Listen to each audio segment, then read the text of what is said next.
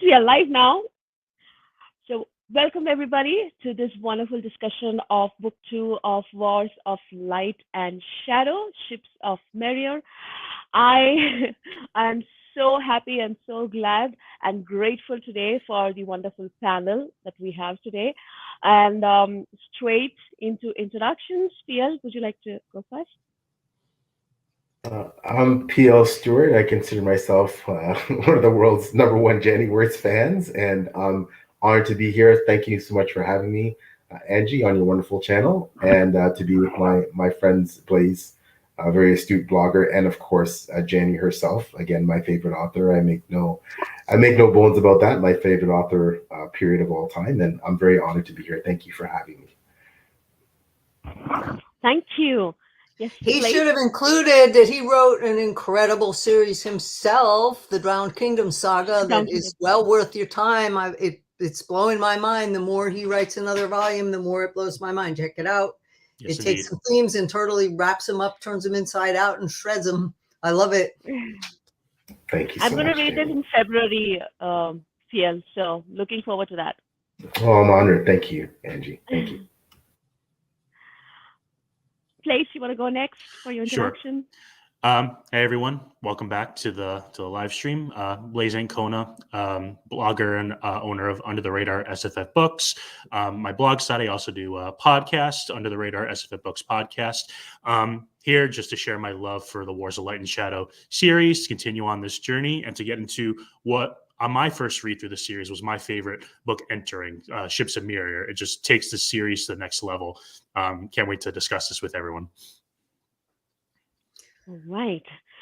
So, Janny, go ahead and talk about your book a little bit, Ships of Merior. Well, Ships of Merior is the second of the 11 books, which is comprised of the Word of Light and Shadow, which I started with the seed idea in 1972. So we're looking at 5 decades Wow. of planning. 30 years went into this book before it even came out. The first book was written complete, submitted to the publisher complete. I had the entire series mapped. I knew exactly what I was doing, and I had probably up through the ending of Peril's Gate in full draft at the time. So it's been a labor of love. It's been a labor of angst. It's been a labor of cracking the hard nut of how fast the industry is changing. But here we are. I got the finished book just about to be turned in. I'm putting the final touches on the last couple of chapter sets. So I'm really excited to be here, and I owe Blaise a big, huge debt because his Under the Radar books spotlights books that are not well known, and he was probably one of the first among you guys to stumble over this series and fall into it. So there, but for the grace. Thank you very much, Blaise. You're very welcome, Jenny. And Angie, thank you for hosting this. I've been up all night excited. I'm like a little kid with a big Christmas present, because a lot of these years I've been working on this completely in the dark by myself. Nobody had heard of it. Very few readers had heard of it. I heard from them occasionally, but to see this happening, to see what your reactions are at only book 2 is really exciting for me, because I know what's waiting for you.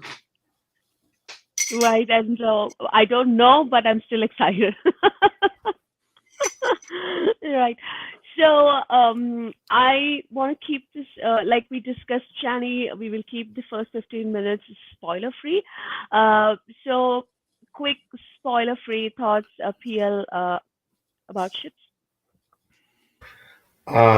Ships to date is, I believe, it's really tough to pick because Jenny's works are all so phenomenal. Ships to date, I believe, is my favorite book of the series. I have only read up to and including Fugitive Prince, and I've read, I know originally Ships was a split book. I have read them. I have a separate volume for Warhost of Vastmark. So for me, I've read 4 books in the Wars of Light and Shadow. Ships of Merior specifically, I believe so far is my favorite book. I mean, that's by very, infinitesimal degrees, because these books are also incredible.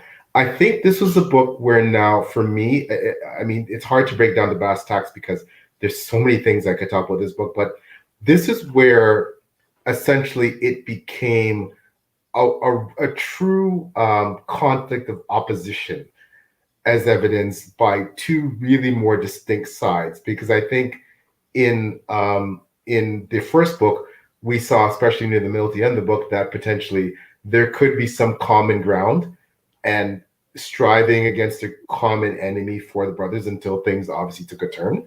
I think here we deal with so many things, especially now the distinct choices that each of the main characters, Erathon and Lycia, are making in terms of, are their choices, we assume, made by largely free will? Are they good? Are they bad? Are they going to administer justice blindly? Are they going to give a miscalled mercy? Are they going to sacrifice themselves or sacrifice others to keep their oaths? Are they going to forsake their oaths no matter the personal cost? What are they going to do, right? And I found myself amazed and sometimes horrified at these choices and the reasons behind these choices. Was it altruistic? Was it pragmatic reasons? But mostly how devastating the consequences of their choices could be for others. And we talked a bit prior to coming on the air, that this book just wrecked me.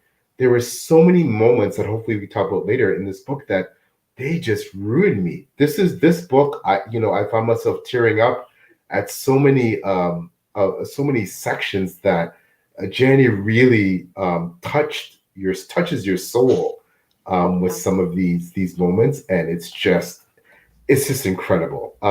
I just want to quickly say before I conclude on my thing is that one of those secondary themes I really found running through the book is that, and that starts to, I think, be further, if Janny pulls the thread just a little bit at a time, is the concept that evil can be really subtly cloaked to a degree where it seems like goodness, and this veneer of kindness and civility and outward beauty, while the goodness appears very crude and uncultured and ugly, but that's not the case. And I think this is really where Janny starts to really play with your head and make you wonder about your own thoughts on this. So yeah, it was phenomenal. So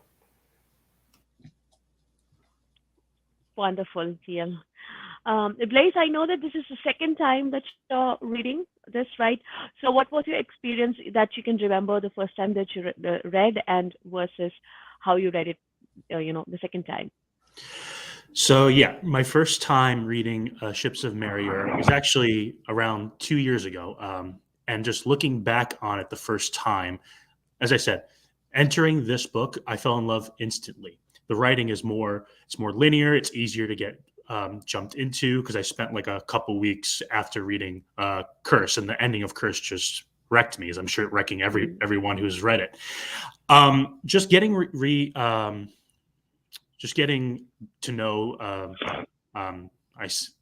Erathon and Lycia, again, them drawing a line. And it's also, this is not spoilers, happens right away. It's a 6-year time jump. So you're getting to know what happened in between and all the choices that have happened there. Another thing that I really noticed, especially more on the second time reading, is there's a side of good, there's a side of bad, but there's very differing shades of gray.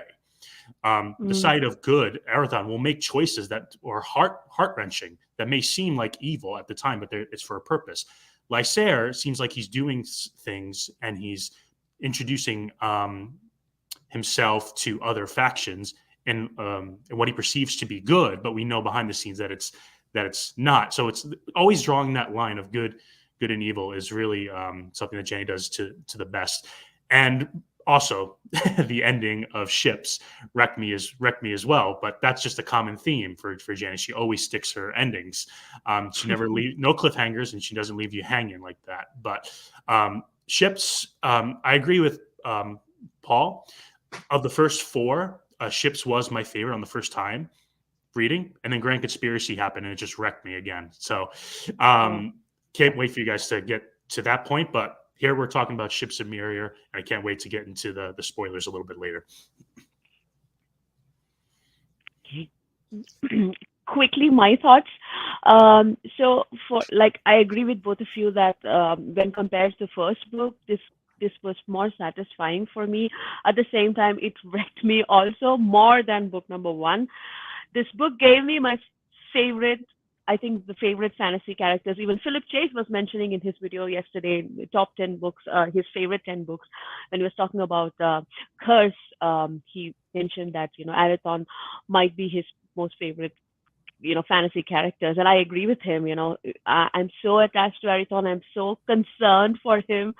When compared to Lysair, he is kind of not that, he's kind of alone in his journey, I feel, when compared to Lysair, because he has this whole army and his commanders and all that, but Arathon is all on his own. So and also I really loved the character arc. Some of the characters got like Lady Maynell and Jiret and all these characters, and how they evolved in this book, and the part they played as well. And I also like the fact that the whole magic part of it, like the sorcerers and what do you call these enchantresses, they all are kind of working in the background, but the focus is on these two mainly, and I really enjoyed that. And I have a very, very strange prediction to make, maybe later in the spoiler section. Maybe it's embarrassing, it's embarrassingly wrong, but if it is true, I'm super excited for that. So this book, like I said, I had to stop midway through while I was reading it, as I was preparing for an exam. But when I picked up the rest of it, I flew through it like in the half of the book I finished in like in a week, which is too fast for me because I'm a slow reader. So yeah, this book, if this is a spoiler section, so if any of you who haven't read it, and whether you are thinking that whether you should continue with the series after Curse, you should, because it's getting, I can feel that it's getting increasingly interesting, intriguing, and the stakes are getting higher.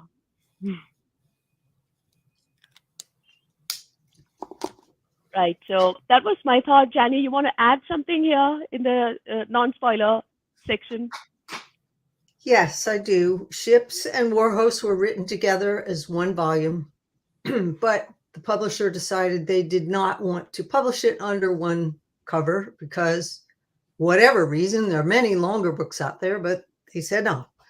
So it got split at what's called the half point. Every book that I write has that half point where everything changes. Something major happens and the pieces come down in a slightly different position. And then there's a major build to follow for the true hammering ending, which is in Warhost. So Warhost is going to go faster for you. I will say that everything in this book that you see is going to come back bigger, much bigger. And not just once, not just in the Warhost finale, but in Arc 3, in Arc 4, and Arc 5. So some things that seem just fun or inconsequential, or characters that pop in, like there actually are more women. There are some children that show up on stage in this book. All of those characters are going to play and play big. So it's going to come back bigger. It was tremendously fun to write this book because Curse of the Mistwraith had a much darker tone. I did not have enough room to play around, and the characters were thrown out of their element. They had been enemies and they were thrown together, and then they became enemies again. So there wasn't a lot of room to see them as human beings. Very, very brief snatches, a little bit of humor in Curse of the Mistwraith, but Ships really lets that flower. You actually get to see some of these characters when they're not under pressure, and you get glimpses into who they really are underneath of all this greater burden that they're carrying. So Ships was my moment to let that play through. So there are tiny little details also that if you have read the series more than once, you're going to see tiny little things that presage what is going to be explained or gone in deep enough that you'll see it in full flower all the way to Arc 4 or even Arc 5.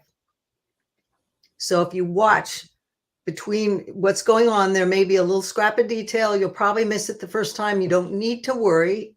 Never worry in the series if you miss something, because if it's important, it will come around again louder and louder and louder until you can't shove it off. But you will notice if you're going back for a reread, all of the pieces were there. You just didn't have the vantage point to see them. So I wrote this book. It is not a linear book. It is beginning to spiral over itself and give you more depth. It throws people who come in off Empire because they're not expecting so many layers and levels. This is not a skim read. It's not a read you can just dive into. It's a read that has much more delicate intricacy to it. And that's part of the reason why the style developed the way it did. It was to slow you down so that you get so immersed you don't miss things. So when I hear people say, I have to read this slower, that's fine. I will add that if you're reading the volumes in sequence, the glossaries are always preset to the finish of the last book. So the new terms coming in on this book won't be there, but all the old ones that appeared in the prior book will. So there are no spoilers. As long as you stay in the glossary for the book that you're reading, you will never encounter a spoiler. So don't pick up volumes interchangeably. If you do get the Ship's Warhost one cover version, which was the US hardcover, you will know where Ships and Warhost break because there's a very clear blank page that says part 1, part 2. Part 2 is the opening of Warhost.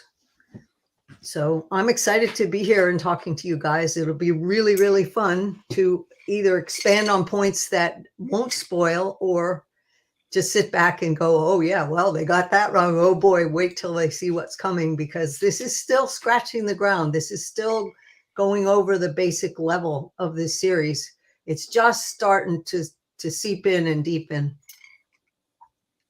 But the worldview open up won't really happen till arc 3. You won't know what the motivation for the factions are until arc 3. So there's a lot of stuff that you'll see on the page. It's plain to see if you read before, but you will not really understand which factions are really doing what until arc 3.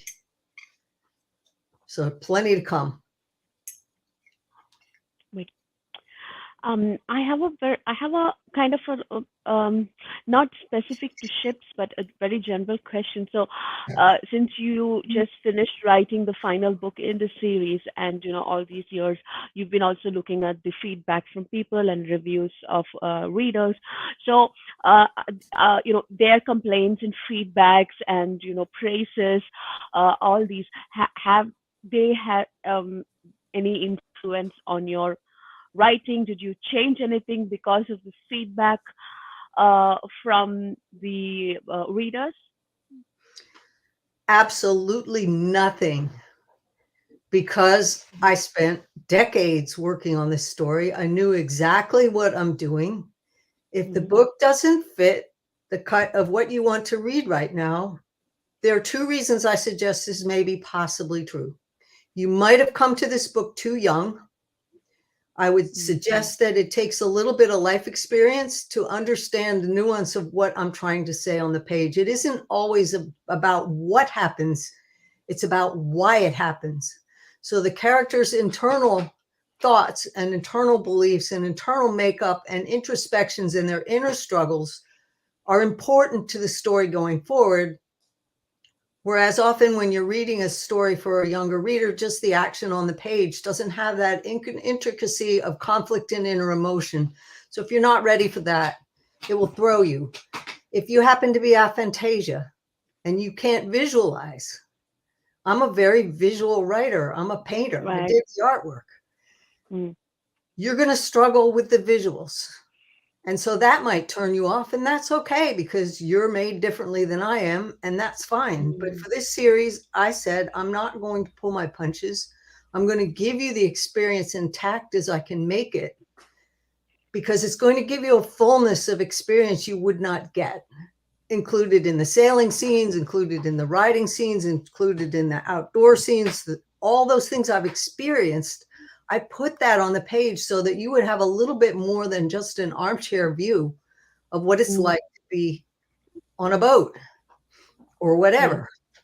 So I threw it all in there. And if you're not ready for that or not wanting that, that's okay.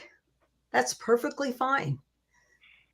Where I encounter trouble is where people come in with an expectation because they've read Empire or they've read one of my simpler written books. It's more linear. And then they get angry because this ain't it.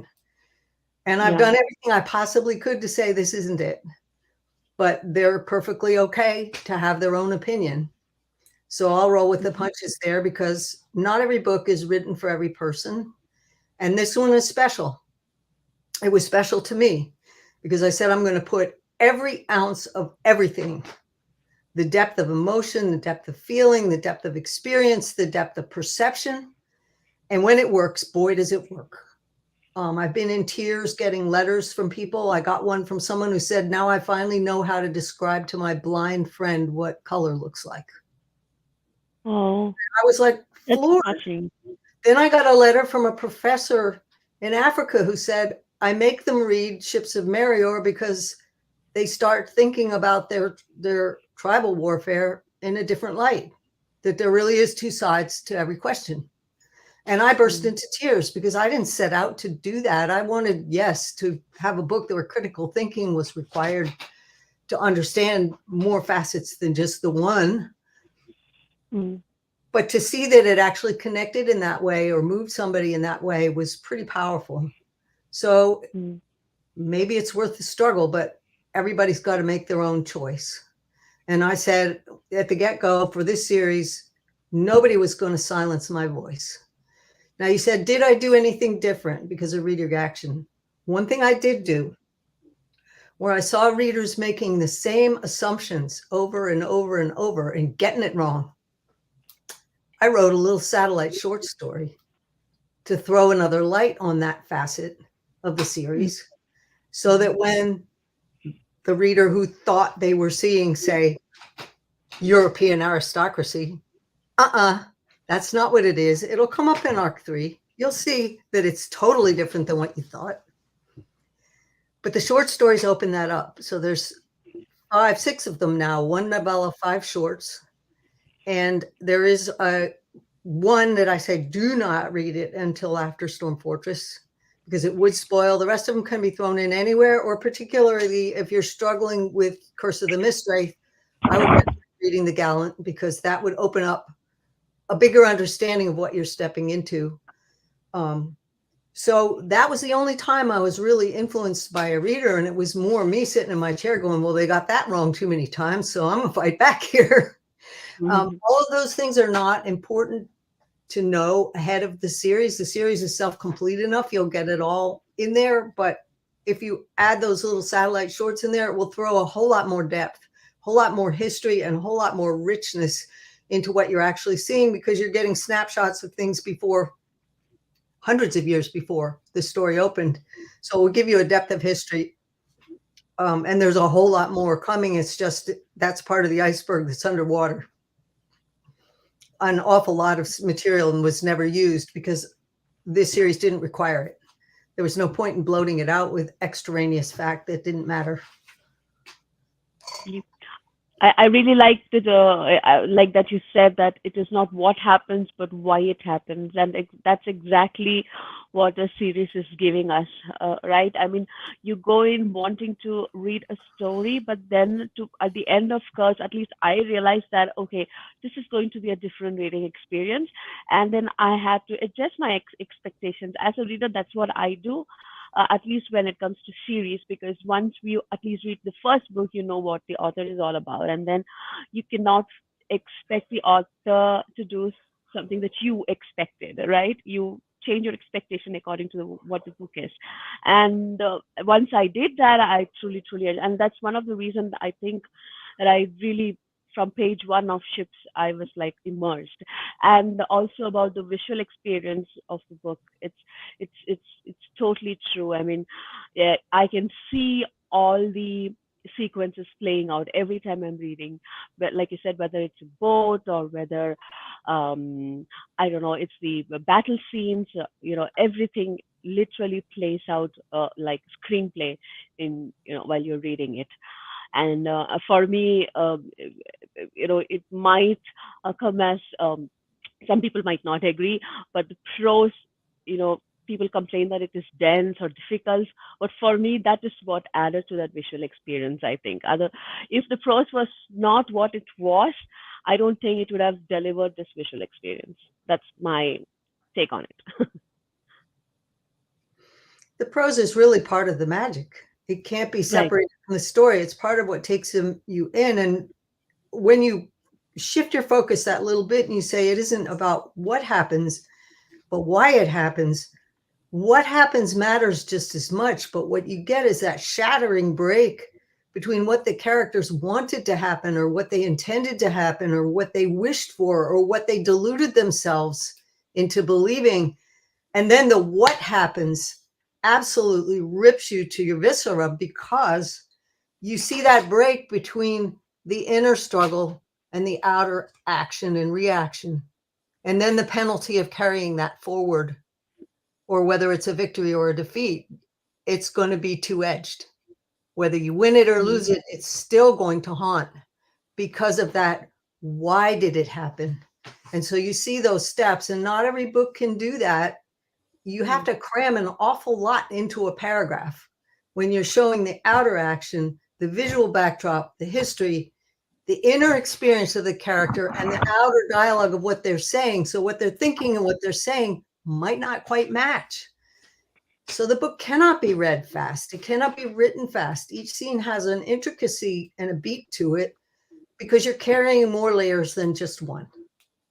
And so if you're not ready for this, especially stepping into Curse of the Mistwraith, where there's so much that's strange and different, it might throw you. And I don't hold it against a reader, but when you get what I'm trying to do and it starts to flow together, the ones who stick with it always say after X number of pages, it suddenly started to work. That's why your mind grasped that it was carrying 4 or 5 different layers of thread in the same sentence at the same time. And once you got that and your brain got that, you geared back and you were ready for it. So the style will get easier as you go because you're prepared for it. But few books are written with that intricacy. And how do you explain that up front? It's really hard to do on a blurb. Mm-hmm. It's true. I think people who are used to reading the classics might should try this also, because maybe the lightweight fantasy series that are kind of quite popular these days, maybe those readers might find this difficult, but maybe the people who are used to this more like classic literature, maybe they will like the writing more, appreciate it more, I feel. The Paromita says, my heart goes out to Ariton. Is there no end to his pain? I have the same question, Paromita. I'm just waiting for things to get better for him. I have to keep duct tape over my mouth because I'm not giving anything away. The only thing I will tell you is if you've read my entire lexicon of books, I never do the same ending twice. So you can check off a bunch of squares because I'm not going to do that again. And that leaves everything else open.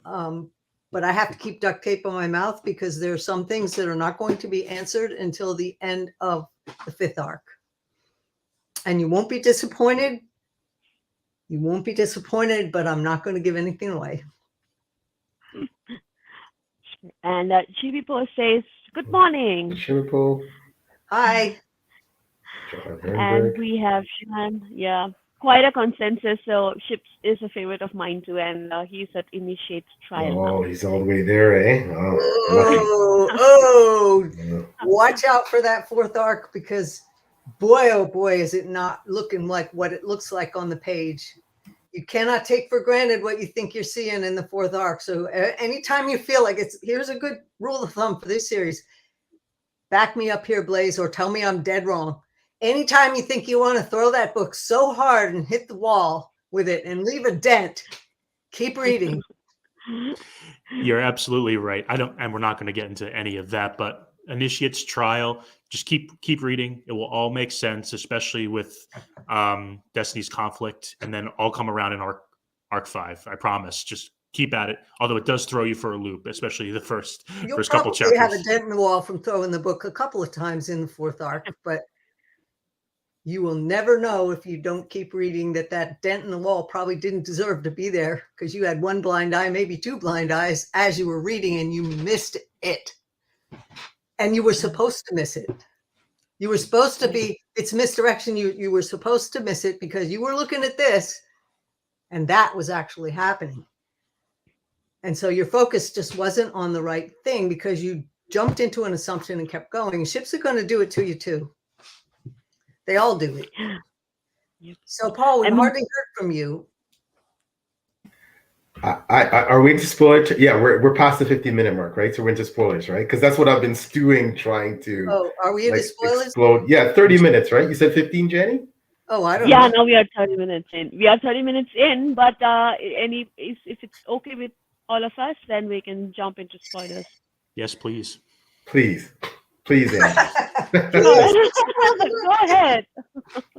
Okay, so sorry if there's nothing else that Angie you wanted to get out of the way with questions. Okay, so I said before that this book shattered me completely. I think Angie and Blaise, you both feel the same, that this book was one of those books that just emotionally ruined you.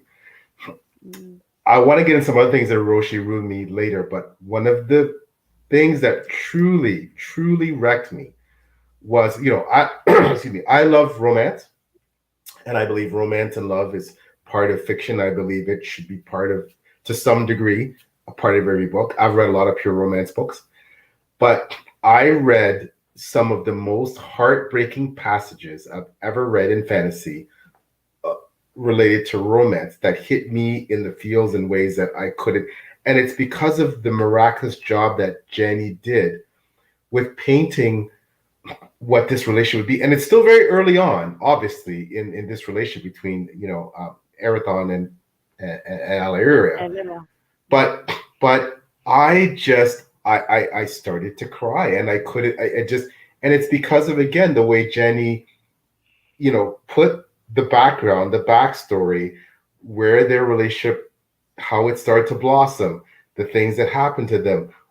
But now seeing that, okay, pragmatically, it seems that they can't be together, even though we should know that from day one, because she's essentially sworn to, a life of chastity, and she's part of the Karani, sorceress, etc. But I just want to, I have my copy of Ships here, the beautiful artwork, as you can see. I'm not holding it up properly so everybody can see what a wonderful, this is all Janny's work, of course. I know it's bad because it's got their reflective cover on it, but I just want to, I have to crack this part open and read this one part. Just bear with me, sorry. So this is a scene where they are together. And I know it's spoiler territory. I don't want to spoil everything, but I'm just going to read what it says. It says, what Alaria felt for this man was real, untarnished, and she could not wrench hope back into her hands, nor cross the gulf, nor complete the desire between them. Not without sullying forever the shining truth of her love that Moriel's manipulation had no part of. And there's a lot more to that I want to read, but I don't. Again, I know it's spoiler territory, but I don't want to ruin it for some people. But I just had to. Janny talks about throwing the book at the wall. I just was like, I had to stop, right? Because it was so emotional for me, and that this realization that these are two people who so deserve with each other. And the previous comment about Paramita, is there no ends to Erathon's pain? I honestly believe, despite the complexities of the relationship and why Alaria was even there in his life in the first place, obviously it's she's there because of the sorcerers and their plans for Erathon. However, she generally fell in love with him and he with her. That just wrecked me. It totally, I was just like, oh my God, I can't believe these two people. And of course, because I love Erathon, that she could, even with the complexities, I always believed, okay, they'll find a way through it.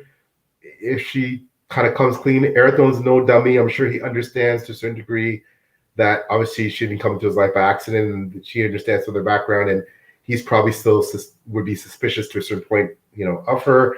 But yet, I felt that these people deserve to be together.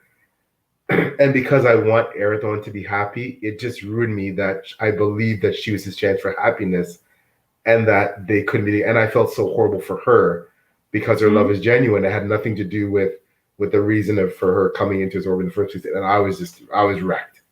And the way the writing was just so beautiful, it was so poignant. It just tore your heart out. And I was just like, Janny Wurts did it to me again, so.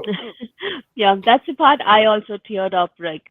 I mean, I've been waiting since book number one for something to happen between the two of them, and when it finally happens, it just destroyed me. And I'm like, okay, I would have not minded waiting for another two or three books, but this destruction came too early. I felt like I was also destroyed, and especially when she was asked to pack up her bags by the Prime Enchantress, and then she's wishing that okay, let him find somebody else who can love him. I was like, oh my God, I cried then. I mean, like Yeah, that's pure love, right? That's such yeah, pure love. yeah. Ruin me, And ruin me. mhm, Well, you like realize it's just going to come back bigger. I mean, the first book, you saw the first scene, it's going to come back bigger in this book. And if you read that healing scene really closely, you know they walk away with an empathic rapport. They're mm, not going to be done with each other. Something happened in that healing scene that is irrevocable. So mm, watch for it because it's going to come back bigger. It's going to come back bigger. I'm going to keep duct tape on my mouth, but I wanted you to be wrecked in that scene. I definitely wanted you to absolutely hit the wall. And Devastated. if you look at the counterpoint to what happens between Arathon and Alara in that chapter, and you look at what Lysair does on the flip side, Maynol's mm, execution yeah, happens at the same time. These are big pivotal scenes. And if you look at the little thread that's being jerked there, Lysair executed the Caethdane of Tyson. She was the ruling steward. She was the shadow behind the throne. She was the king's conscience. And when you come to the sword fight scene where Arathon meets Erlian in Alland, and they have this massive sword fight, and the seed of that sword fight really was a request from the sovereign steward of Malhalla to run down the criminality of the scene in the armory at Alestron. So he was passed that charge to test that prince who supposedly used sorcery in an armory. So there's a sword fight scene that absolutely pushes Arathon to the freaking bitter edge. And Arathon could have killed at any moment and didn't. And that was his fury, was he was being forced to defend himself, maybe to the death, and he did not want to. So his anger there, where he said, why? And the kid why? there tells him, Why? did Yes. Staven never tell you? This is how Caethdane are given to test princes with their lives if need be. Watch for that. It's going to come back. But that throws a backlight onto Staven's behavior in Curse of the Mistwraith, that Yes. if you're seeing all the threads, it will wreck you at the end of Mistwraith all over again. Because Arathon did not know that part of the role of the shadow behind the throne. He was being tested, but was never told. And he learns that in hindsight. Lysair blundered right through it. So there's subtleties at play here that you might not get the first time through Ships of Merior, but they're right there on the page, where one little sentence that one little character might say, like, this is how it's given for Caethdane to test princes, it throws a backlight on everything and rearranges the pieces. These are little ones. They're going to be big ones. They're going to be huge ones as you go forward, but you can see so many little threads cross these scenes. It isn't just about what happens between Arathon and Alara in that one scene, or Lysair and that execution of Maynol. It's the implications of it all going forward and backward. I want to pull on that later, but I want to give, especially the Kathy and the steward, but I want to give Blaise a chance to talk, but I want to say something. The parts of Ship that I wanted to discuss and it's kind of like also like a branch of what we're talking about with Arathon and Alara's relationship. There's one scene, and if you guys will indulge me, I can read it. It's in chapter 4, subset B. It's titled Disruption.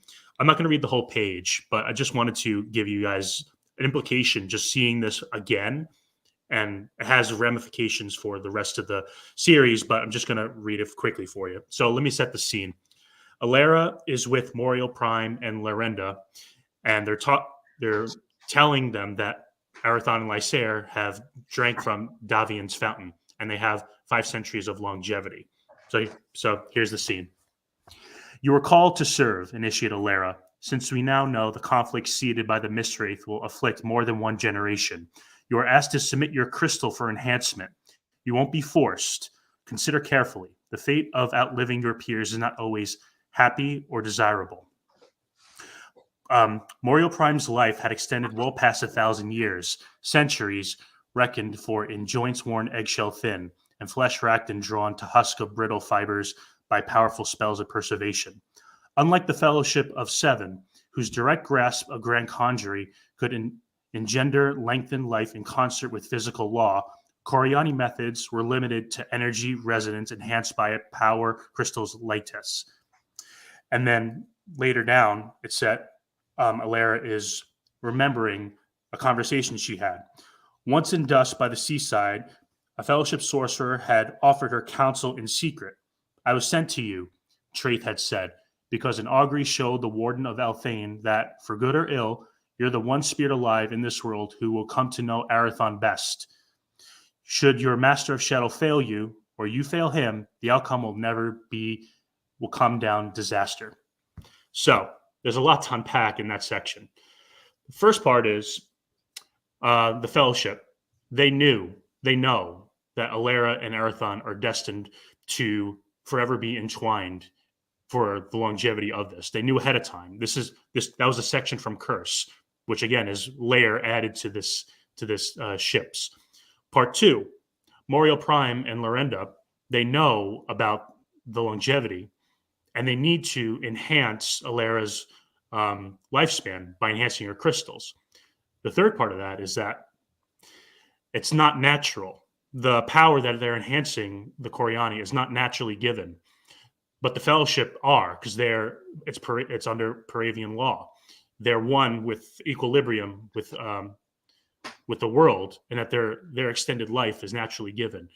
The Merior Prime and the Coriani, they're taking it, and once again they said you will not be forced. It's messing with her free will. So it's constant themes that keep going around and around and around. That when I read that, and me knowing what's going to happen down the road, is just something that I just want everyone to be fully aware of, that how important that scene was to me and what ramifications going forward. That scene, I very much focused on it too, Blaise. That's exceptional that you brought that up. And what I got from that scene was, and then we go back to the Arathon Alaria scene where they realize that they can be together, was that she will be bound in ways that she does not want to be bound to a man that she loves, because it's part of the mandate that she's essentially been coerced to do. And of course, I don't have your benefit, Blaise, of having read the entire series. I'm only at past now we're about to go into the 5th book. That gave me chills. That gave me chills. Think about that. And it gave me chills because going back to Janny's themes about free will and about making choices. I talked before about the characters making these choices, the 2 main characters making these choices that were some of them were such conundrums, and some of them and linking to Lysair's choice, as Janny talked about, to execute the steward, right? And that is only when that execution took place, when I fully understood, despite reading Curse and despite thinking I understood it, despite reading up to that point in Ships, that I fully understood, and I know I still don't understand because obviously I haven't read the full, what the weightiness of the role of the stewards and the almost implacable, even more than Airthorn's sword fight test, the almost implacable, obdurate, but necessary role that they take to ensure that whoever eventually, if that happens, the princes declare themselves king of their realms, they actually take up their inheritance the way they're truly supposed to, that this person is worthy, right? And I didn't fully grasp that until that execution scene, and that also linked me back, just like you said, Blaise, to that scene where we realized that there's a lot more going on in terms of Lysier and Erathon being tested in so many ways than I'm going to understand until I keep reading, right? So I just want to mention that. Right. You aren't going And to realize it during this reading how deep a role those stewards play, because you're still probably locked into European aristocracy, where you think of this person as just, okay, yeah, they can test a prince. They could test a prince with their life. The old charter law is different, and it's going to come out in the series. And this is just, it will come out in the series, but this will just add an extra fillip to your read as you keep going. The king's conscience, the shadow behind the throne, can overthrow the king. If they decide to say you're not worthy, they can upset the whole train right there. So they have a whopping lot more power than you think they do. The role is a lot deeper and a lot more difficult than you imagine yet.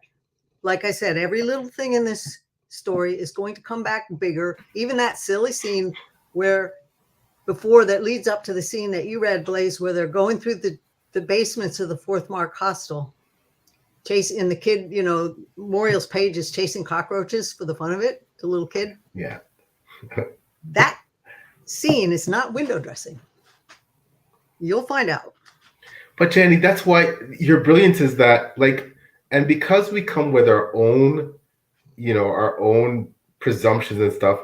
I mean, normally you would think in what we believe with our own presumptions and previous reading and knowledge of power structures and hierarchies, you would think that, well, wait a minute, rightly or wrongly, Lysier was justified in executing someone who was essentially, in his mind, a vassal, right? A servant, someone who should have fealty to him and to him only, that he's at the top of the power structure, that essentially a steward, a chamberlain, a seneschal, however you'd like to phrase what most people would think that role was, that as the head, the prince, he would have the authority to do that.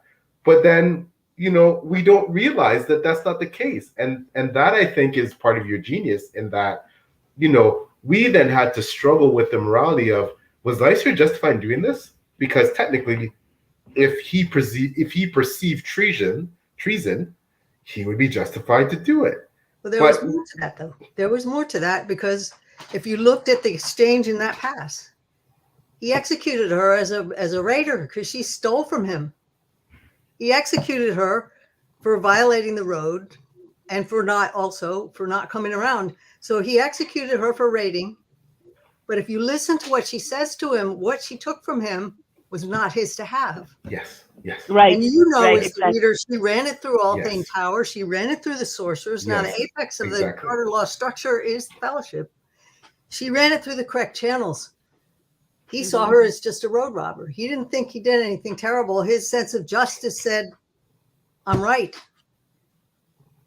How many times have cultures on our planet encountered another culture, done something according to the rules of that culture, executed somebody for cattle raiding, when cattle raiding was a way to actually prove yourself and show you were worthy to support your wife? The millions of miscommunications because we carry our cultural biases with us, and then we don't want to see that there's other ways of approaching the same situation that aren't criminal at all.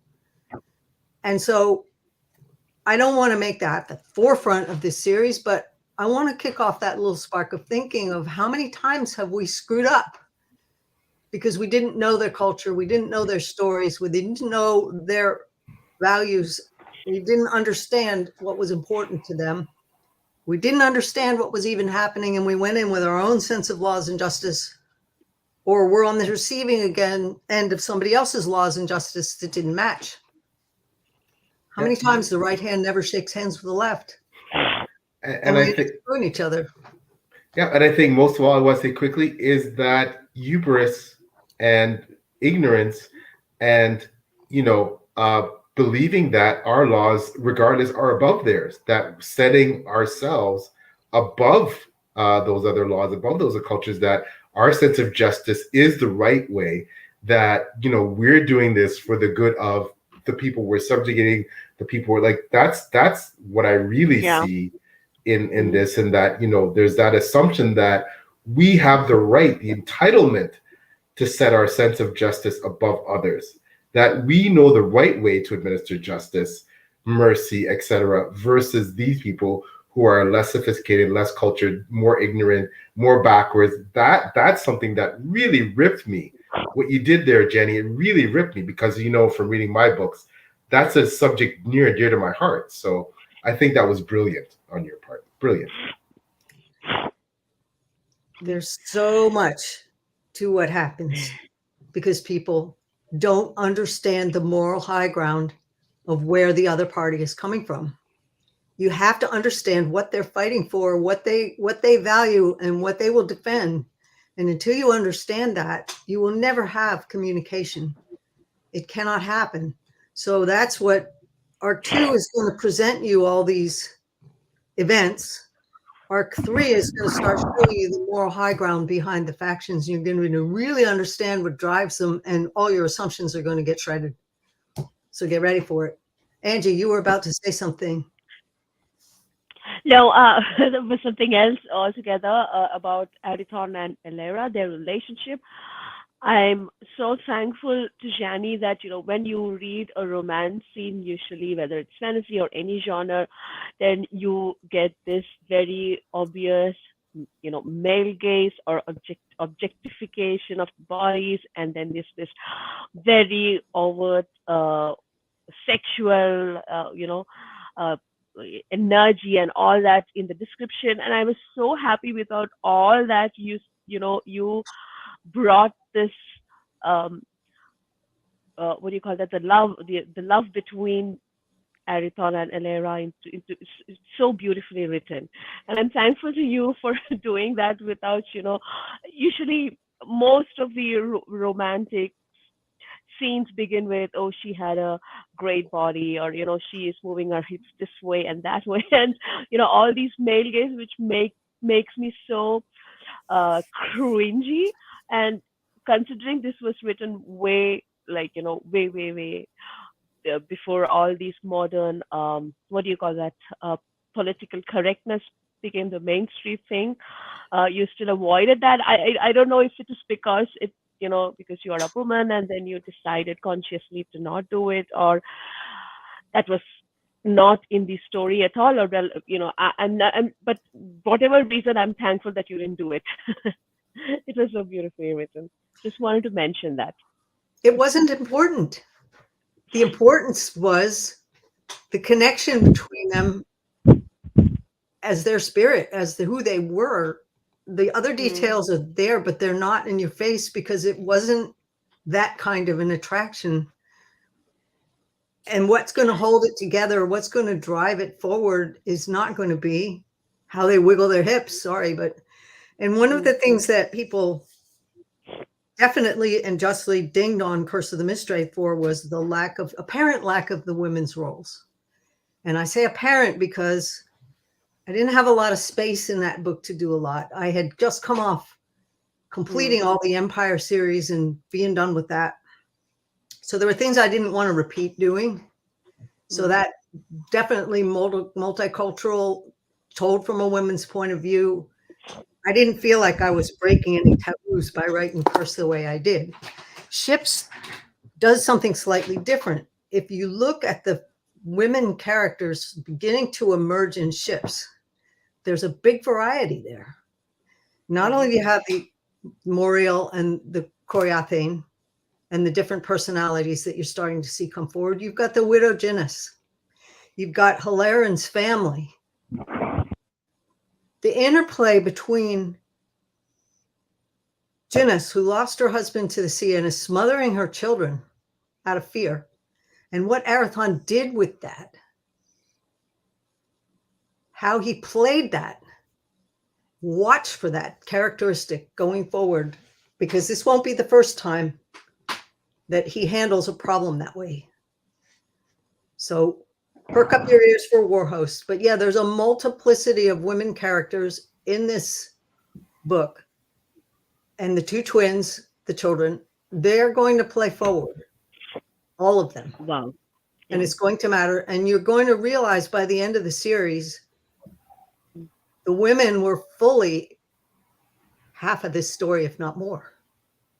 I noticed that, Janny, and I noticed that especially because I felt the same way about my own series, and that in my first book there wasn't space for a lot of the women to assert themselves. But you, Janny, who read now my third book, are realizing that the women have come on stronger as the series goes on, to the point where they're the focal point. And I think, Janny, that's also part of your brilliance. And I guess I want to say to readers out there, just with anything else about a work like Janny's, and again, I am not to the point where Blaise is, these books, it requires some patience. And patience is what I mean is that the things you're looking for, you read Curse of Mystery, okay, well, there's not enough female characters for me. Wait, read book 2. You know you love book 1. You loved all these aspects about book 1. Give it a chance. You don't know what the writer has planned over an 11-book series. Read the next book. Oh, geez, there's a lot more. Wow, that's surprise. You see, because the world expands. You get more characters. There's different situations. Also, the women in Curse of the Mistwraith don't play such a tiny role. People dismiss what is actually there. They expect this huge thing, and it would have overweighted the book. The important things would not have been said if I had built on it.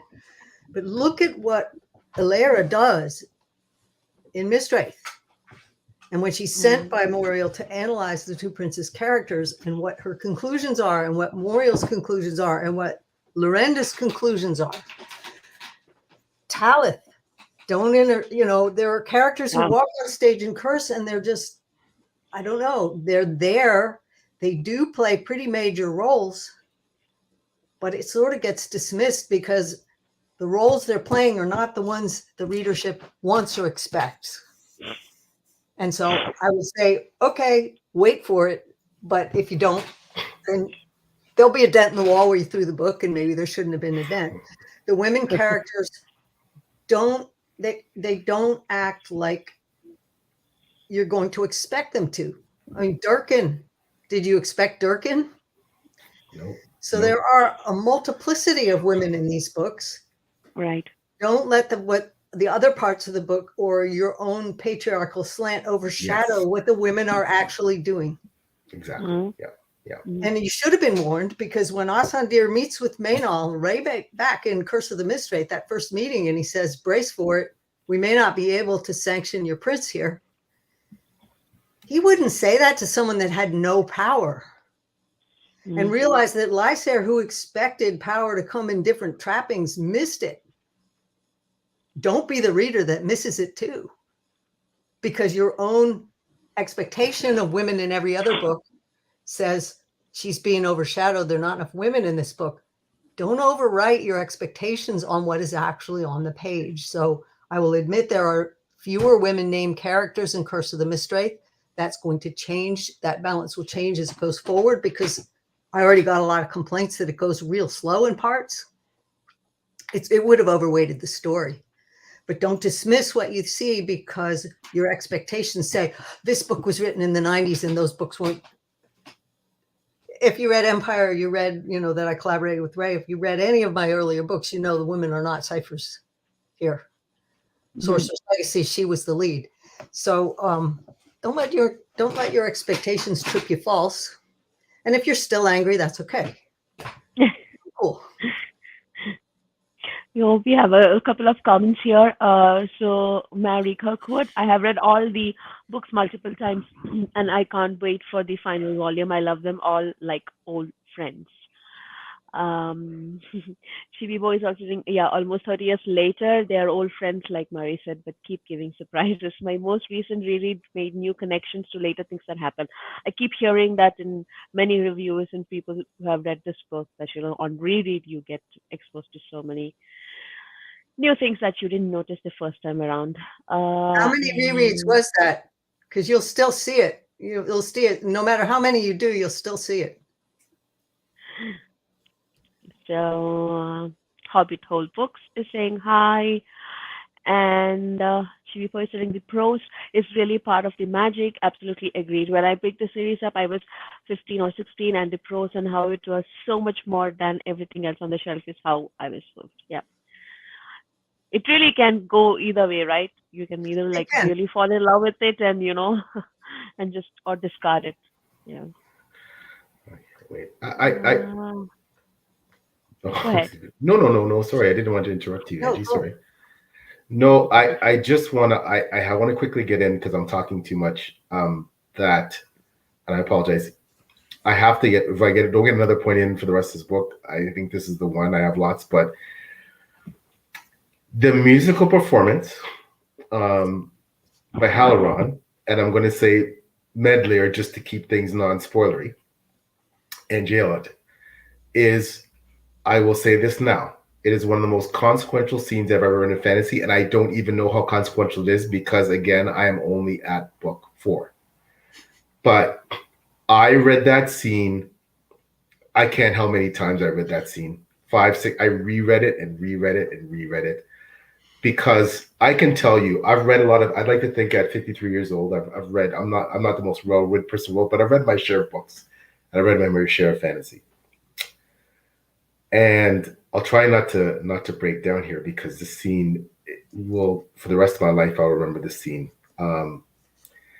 It is the beauty of the writing and the emotional effect that scene has on you as a reader is like nothing I've read in any book. I've read books about devastation, war, disease, trauma, like, and this isn't about that.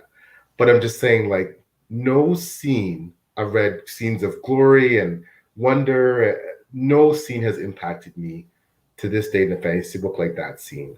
I I can't describe the scene properly. I can't even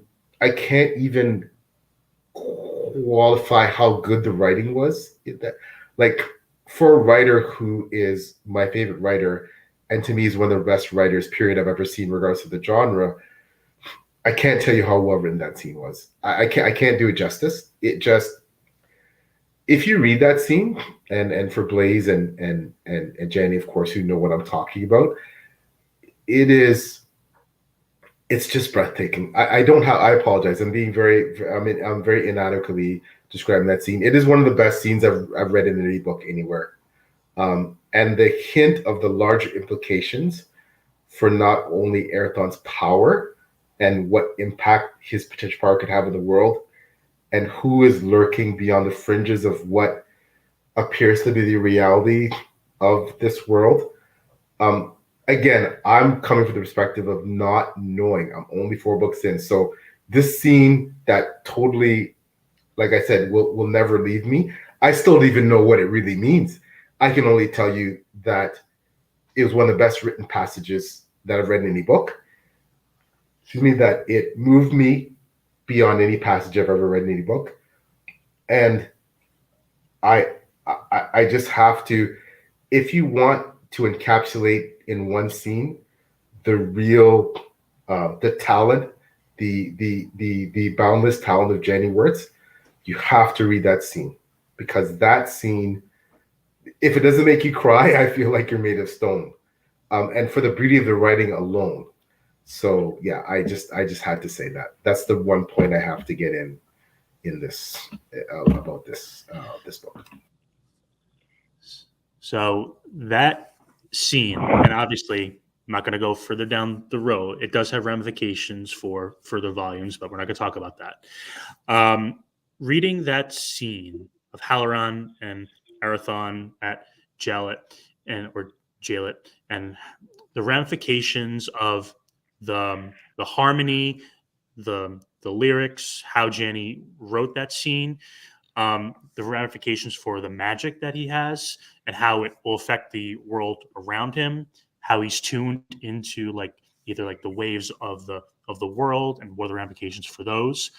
I think it took me like an hour to read like that section. I don't know how, I forget how long it was. I think it's like 5 to 6 pages, because I needed to just go over each word. And I read it like 3 times as well. And on the second time reading it, it just blew me away again. Even having everything in the background, that was the first time I truly realized the power of prose and of Janny's writing, and it just continues to go uphill for the rest of the series.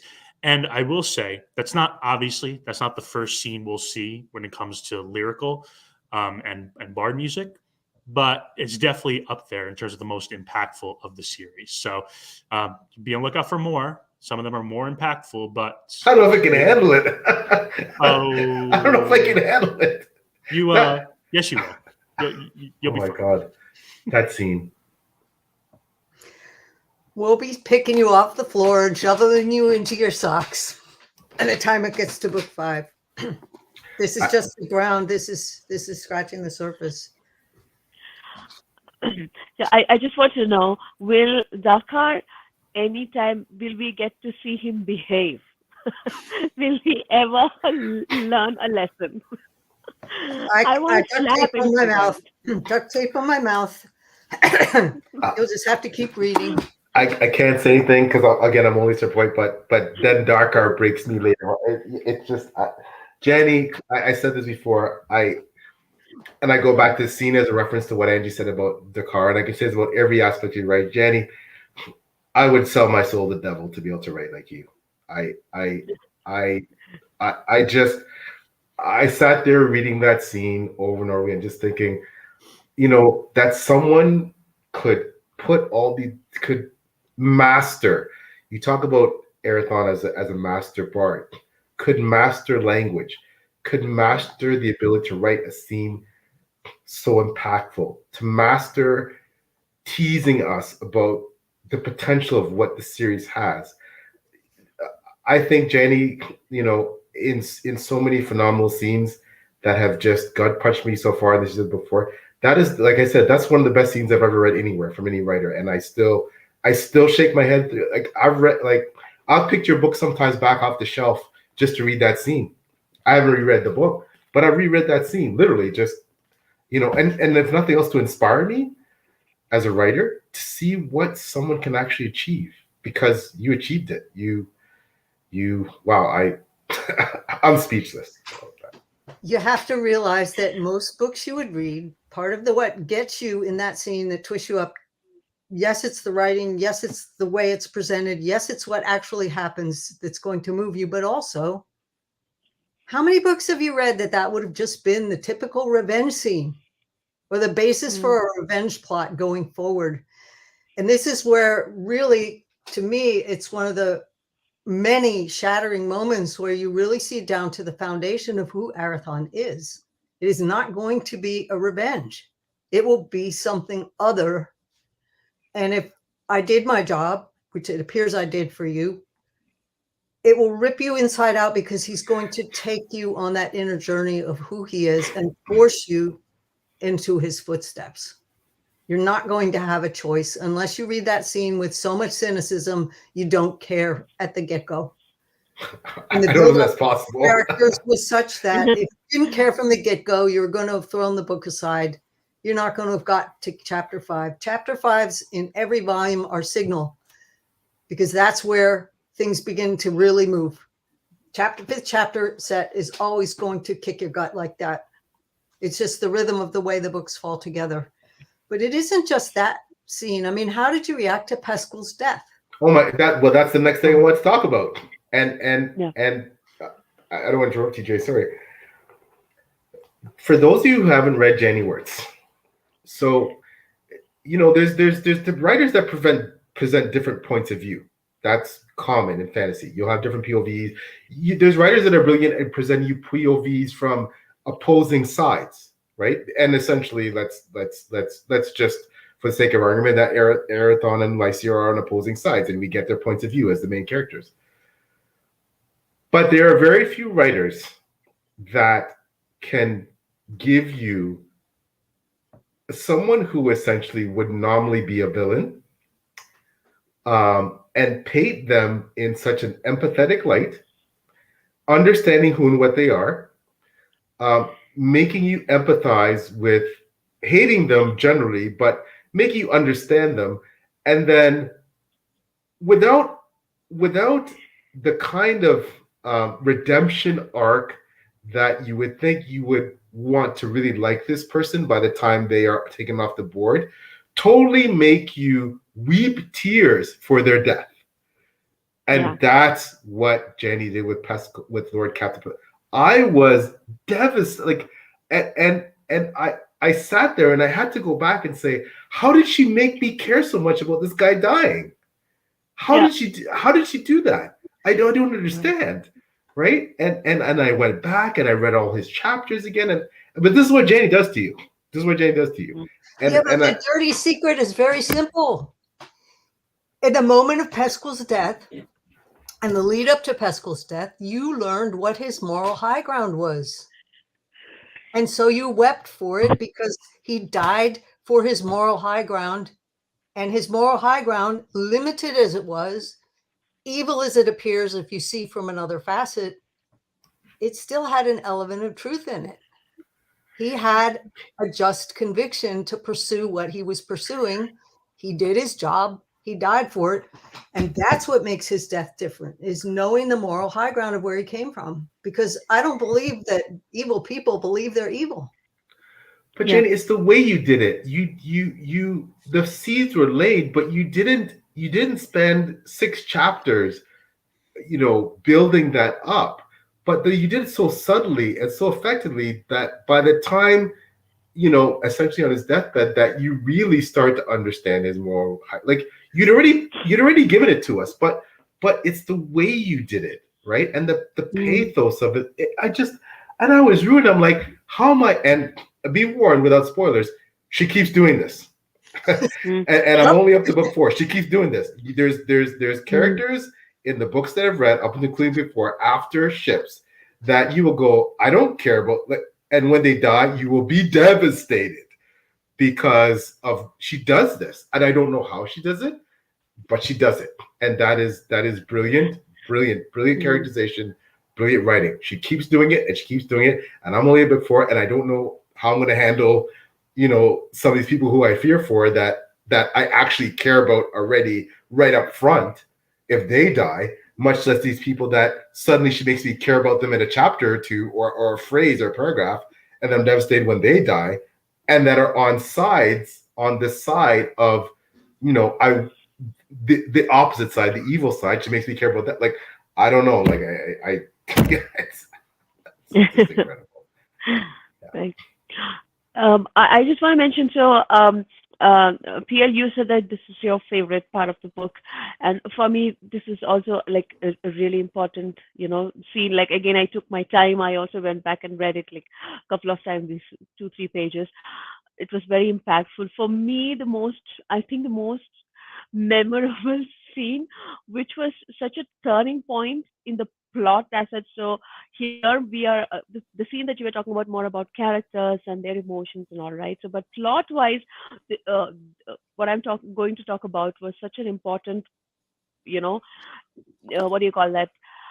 A twist or a reveal, and I was sitting there, and I was laughing like this actually happened, and this is when um, the attack of, what is it called? Um, when when they take the ship Savrid, when they capture this ship Savrid, and then they have this attack on, because they did not see this coming. We did not see this coming, and when it actually happened, and then when later on when you realize that they are not actually brigantines, they are just, he used his shadow, and then there is a flashback to the time when he was playing with the kids and he created a mini ship. Oh my god, that scene, that is my favorite scene, because first of all, I didn't see that attack coming when it happened. I really enjoy it, because till then I was like, oh my god, what is Addison going to do? He's all alone. He's still, sitting there, building his ship, and here, there he's gathering this huge army, making his alliances, and Addison is all alone. He has just a bunch of people helping him build a ship, And then this hit. I was so happy. It really made me happy. I mean, like I've been crying before that, and then this scene hit, and I was so happy, so satisfying, and I really enjoyed those three chapters.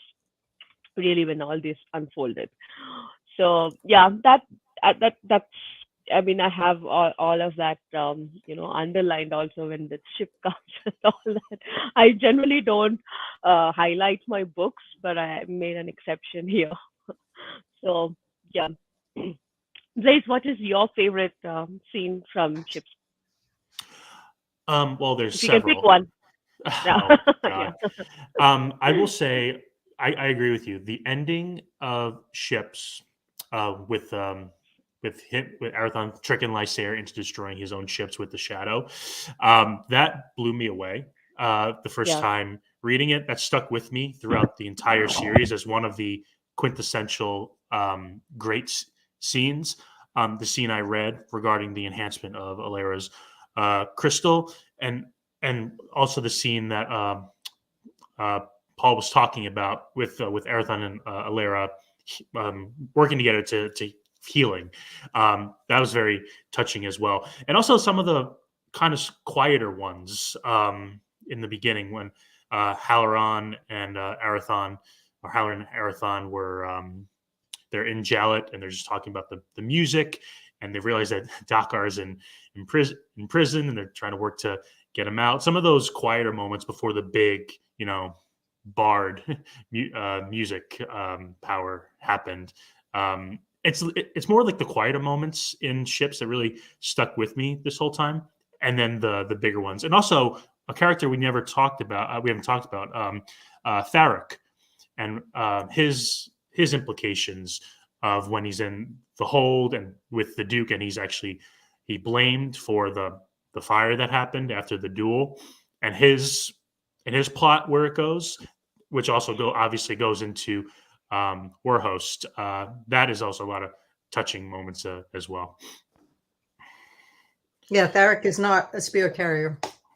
Going forward, something's going to happen with that. So yeah, you'll notice on that final scene in Ships, Arathon hired a pirate. Think about that. When he needed his lumber moved, he went for a smuggler. He isn't preying on the innocent here. So watch for these kind of patterns. Yeah, I mean that's what frustrates me.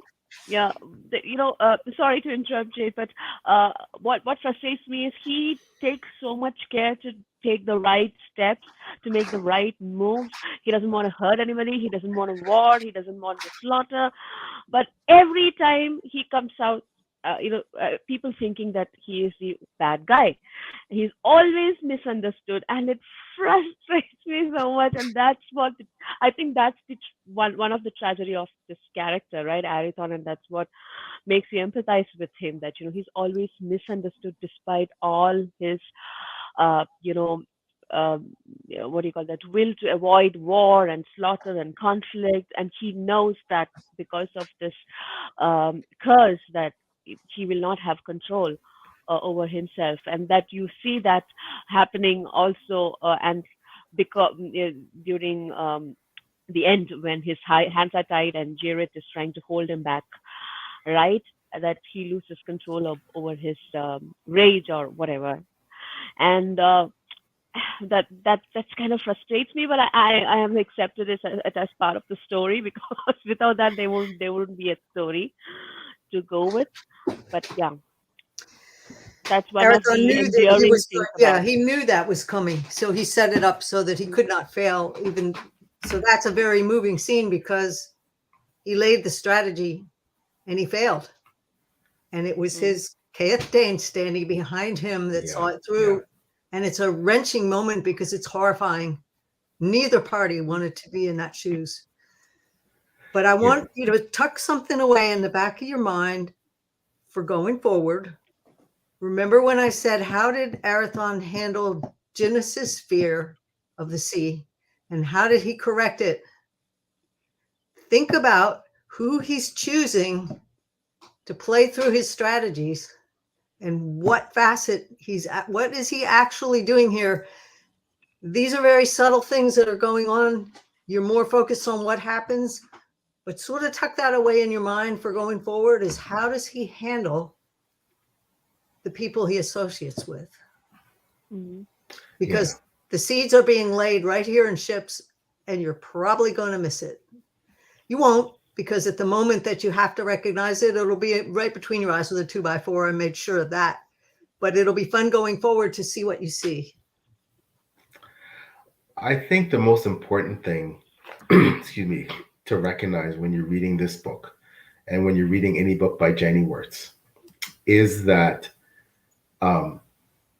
there is so much more to the Wars of Light and Shadow than will immediately meet the eye, or that you will be able to discern either that early in the series or in that part of the book, or like you just have to go in realizing that your eyes will slowly be open. The scope of what Janny's trying to accomplish will become more startling and magnificent, but also when the veil is being pulled back novel by novel, and you have all this immersion, and now you start to understand some things and put things together. I missed so many things, and I know I still have, going back and looking back book to book, and I was like, wait a minute, oh my God, he knew that. But I am now more determined than ever to focus on enjoying the ride and just being content to have all things revealed to me in good time, rather than trying to solve all the mysteries all at once. And I really suggest when you read these books, you're going to pick up things, you're going to understand things, you're going to go back and go, aha, oh, I didn't relate that. But at the same time, I treat this with, now that I'm a bit more experienced with reading great writers, and Janny is a great writer. And now I'm reading other great writers. And when I say great writers, there's many great writers out there, many good writers out there, but I mean writers that are iconic, the Ericksons, the Tolkien's, the Janny Wurts. You realize that you have to be content with reading, enjoy the experience, the pleasure of the prose and everything else. Yes, of course, it's deep, so it's going to hit you. But you have to be able to take a step back and understand you're not going to get everything. You're not meant to get everything right away. You have to keep reading. You need the whole series under your belt until you're going to get it. And even then, you're going to need to reread it. You have to accept that. That's hard to accept, especially and I said this before, for myself as a writer, that how come I haven't figured this out? I consider myself a writer and someone writes murders. How come I haven't? But you have to let that go, and you have to read it for the joy of it. You have to enjoy it, and you also have to realize you're not going to understand so much until you finish the series, essentially. But that's okay.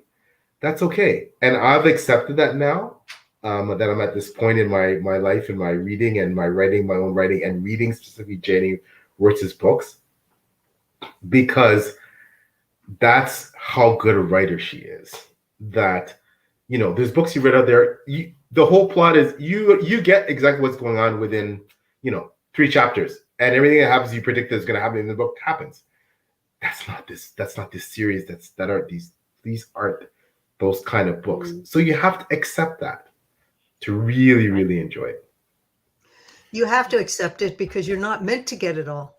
That's part of the whiplash to the critical thinking. You realize no matter how much you apply critical thinking to any situation at any point in any lifetime or any situation, you are never going to see it all.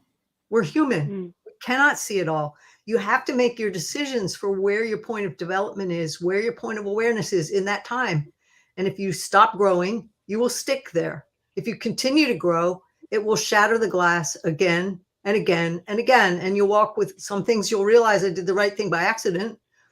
You may walk away with regrets. These books were not meant to be absorbed all at once. Not only that, if you read them every decade of your life, you're going to see a whole other vantage because they were timelessly written. They were written for any level of maturity. Wherever you are, you will see a different story based on your life experience.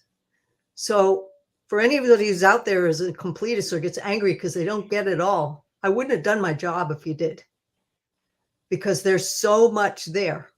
So much there that's going to reveal as you get older, or as you see more the world more widely, or as you continue to encounter the fact that your prejudice tripped you up. So these books are designed to make you fail and then redeem that over and over and over. And if you don't like that, if you're the kind of person that wants to know it all going in and have everything revealed in order, and the blind guy is the hero, and et cetera, et cetera, et cetera, you'll just get your teeth kicked out and the book will buck you off. And I say, bye, and go read a simple book. This isn't a simple book. It's not meant to be a simple book. It's meant to be a book that you keep digesting over and over. It's meant to gall you a little bit under the skin. It's meant to jostle your thinking and say, when you listen to the news, did I really get all the picture here? Do I really see the whole thing? Because we're human, we can't. So Paul's point there was exactly on point. Don't go into it trying to suck the last juice out of it. You'll just frustrate yourself. Read it and be amazed, because it will rip your and shred your assumptions to pieces, not just once, but lots of times. Right. I have a quick point to make. So there is this section where I think it is a Sandeep who is talking about the past, what happened in the past, and let me see which chapter this is. It comes under trust. I think it's chapter. Sorry about this. But this is something that I really wanted to ask. I know I will not get an answer if it's a spoiler that you're saving for the future. So this is chapter 9, second infamy, and under trust. So there is this portion where Asante says, our fellowship was drawn here by Drake Dream. The power of old dragons has a very long reach, and it chose us because we were deemed masters without parallel in the terrible arts of destruction. The engine we had taken to flee the horrors of our past was plucked from its transit across the deeps between stars. Crater Lake in Aratura marks the site where the forces arisen from the Drake's desperate need hurled it earthward. We were given our deliverance there from the guilt and the agony that harrowed us since our acts. So I don't know, when I hear words like engine and between stars and transit and all that, I'm getting a very science fiction-y kind of vibe.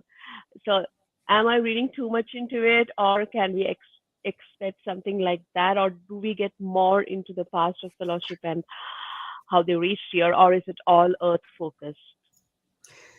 You'll get more going forward. Everything you see here is coming back bigger. You're not wrong. And some of the satellite shorts are going to illuminate this a little bit more. There's a lot of unknown territory here. If you look at the map and you look at where Crater Lake actually sits, it is next to a little odd spot that if you look at the kingdom borders, there's a hole.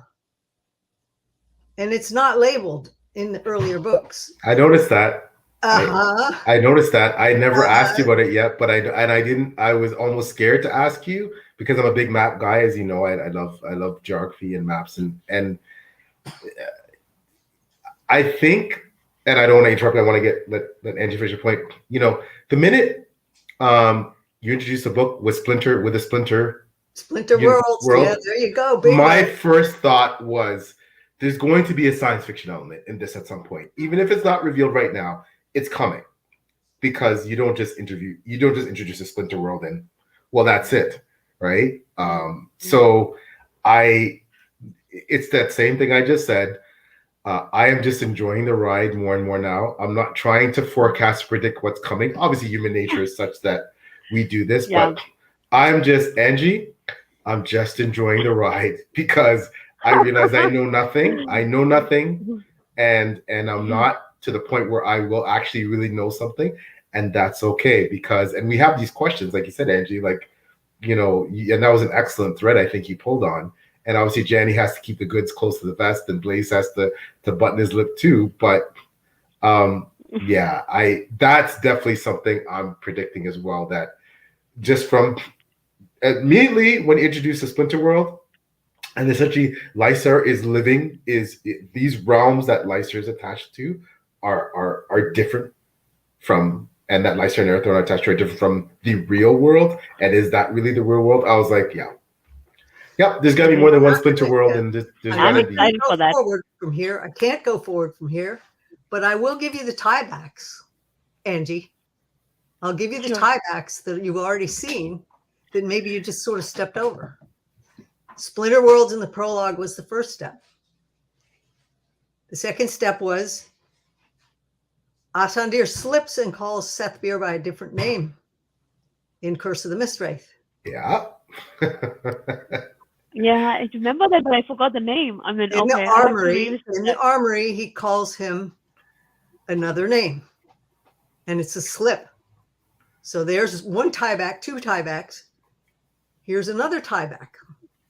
Do you remember when they're crafting the spell to call Cardman home? Where did Cardman go? Sethbeer is seen in his library chalking figures. 3 days worth of math to home that spell. And I believe in one of these volumes, it's mentioned that there's opened books on his library table on celestial mechanics. Yep. Yep. So there's your tiebacks. I'm not going to go forward with it, but you're going to have fun with this. It won't go where you think it does, but I picked up I all didn't those put it on myself. the page. I'm not deliberately throwing you a stupid tomato surprise here. The tiebacks are right there. If you caught the little details, when you read these books and you see the little junk lying around Sethbeer's library, not necessarily meaning nothing here. Usually has a reason for being there. So yeah, most people miss the 3 days of calculus that he's doing to hold that spell, even though it's right on the page. There it is. So yeah, these are the kind of thing that when you reread, it'll jump and hit you in the face. But there's more, Yeah, I and think so. I'll just leave it there. But you're gonna have fun. I promise. You won't be disappointed. It will. I'm not gonna. Yeah. Sorry, I'm not gonna get into spoilers. The only thing I will say is throughout the series, just look for it. There's little hints of what's going on behind the scenes, and there obviously, well, it's on the day of what Janny just said. There is science fiction sprinkled in throughout it, and you'll catch it. And when you see the bigger implications of what it all means, your mind will be blown. And one of the shorts, I'm not going to mention which one, deals specifically with what we're talking about here. I wouldn't recommend reading that short until after reading Fugitive Prince, and we could talk about it then. But after reading that, my mind was blown. I just absolutely had to read the rest of the series. I needed to read all the shorts, which I just recently finished. Yeah, it's very intriguing. It's very, very unique and very special. I'm very blessed, like the rest of you, like Angie and Blaise, to have Janny as a roadmap. We were on DMs the other day, and she recommended the shorts and what order to read them in, and when I should read them. And I'm honored that she sent me the Gallant, which I have to read, at some point soon. But I think what's really, really, fascinating me about this series, so many things fascinating with the series, obviously, is that, and I want to mention this quickly because I don't want to forget this point, and it's not on the science fiction, is that I want for the people out there who think that or feel that, and legitimately that their own interpretations that Janny's writing is dense, is that the obvious elegance and utter sophistication of her writing. There is a dichotomy there. If you really break it down to brass tacks and you look at writing, it's extremely efficient and simple. And the more you read of it, the more simple and straightforward it becomes. Yes, it's resplendent, but it's very functional. And it's layered, and it's meant to be read carefully and not rushed over, but it's also very efficient. And I can say this as a fellow writer to Janny, that it is also one of the most efficient uses of language that I've read anywhere. And that's something that people don't give you credit for, I think, Janny. But, the skill of your language, you're right, is just, but that's also something that I want to point out to people. Keep reading it. And Angie, I don't know if you found it this way. This is your second book by Janny, but you realize how actually efficient the writing is. It seems to be this dense thing, but when you really start reading it, Yeah. every word means something. Yes. Every word's impactful, and it actually conveys so much. In a sentence that other writers won't be able to put in that one sentence. I don't know how you Like feel, Angie, but nothing is there for the sake of word count. That's what I feel. You feel initially that it is, oh, okay, there it's so dense, and maybe the author is being pretentious or something.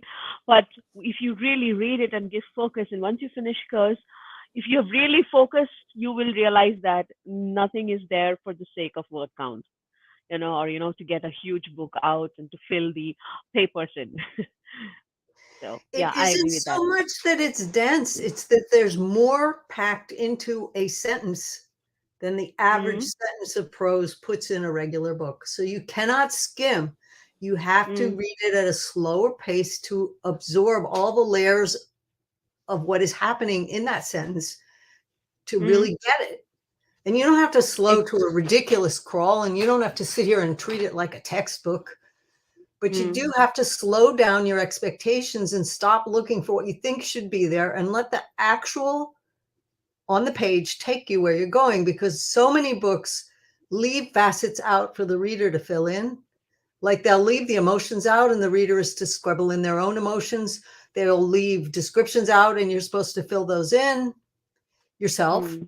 They'll leave this or that out, except when it comes to a sex scene and you got to see how their hips wiggle. So many sentences, many books leave a certain amount of blank screen for the reader to fill in, and we get used to this, filling it in with our own preferences. These books don't allow that at all. They're going to force you to have the experience that the characters do on the page. And if you try to scribble in your own expectations and you start rushing over, it's not going to work, because you will miss the critical steps. So these books are going to take over your life. They're not going to let your life intrude on the page. So if you're not willing to let go, if you're not willing to see from a totally different point of view, if you're not willing to feel an emotion that wasn't yours to begin with, if you're not willing to really walk in the character's shoes or step into that setting till it feels freaking real, these books are experiential, not because they leave blank screen for you to edit yourself, but because they do not allow that. And what you're going to walk away from is an experience that is so solid and so gripping and so real and so visceral, it will impact the blank screen of your real life and maybe make you think or make you feel an emotion you didn't think you could feel. It will take you a place you've never been. So if you're not willing to let go and you want to beach read, this isn't the book for you. So that's exactly it. It isn't so much that the style is so dense, it's that you don't have the freedom to scribble in the blanks. This book won't allow that. It's definitely a controlling book, all right? Much like Malazan is a controlling book, okay? You don't have the option of not going through this awful experience or what these characters are doing that's really reprehensible, or coming from a point of view that you don't understand anything and you're completely lost. You're not going to have the option. So it's that kind of a read. And so it requires you to let go. And once you do, then it gets very simple. It's less dense. It's very orderly. It's very precise. It's very methodical. And if you don't know that word and you do look it up, you realize that the precision of the choice of that word added something to that sentence where the simpler choice would have left blank screen for you to fill in the blank. And this book won't allow that. Deliberately, it won't allow that. Okay, so we are 1 hour 38 minutes in. Time flew, right? When you're having a good conversation. Any other points you want to bring up? Because I am out of. I've covered all the points that I had written down for this discussion. So, anything from PL or Blaise? Well, I know we're wrapping things up. I just want to say again that, I know I sound like a broken record, but, Janny Wurts, you're my favorite author of all time. You write like no one else. What you do with prose is incomparable. I will read everything you write. May I live long enough to read every single thing that you've ever written. That's my intention. As I slowly, go further in curse in the Wars of Light and Shadow, I am just dazzled by how incredible a writer you are, and I cannot wait to continue to, have these mysteries revealed to me bit by bit. And again, I'm just enjoying the ride. Quick note to Blaise, who also, has been such a champion of Janny's work. He's just a phenomenal person and blogger. You've done so much to also champion my work, for which I can't thank you enough. You're a special person, and I think, Janny, I'm sure echoes that. She said it earlier. She's very lucky to have you in her corner because, you're such a champion for literature and books, and it is inconceivable.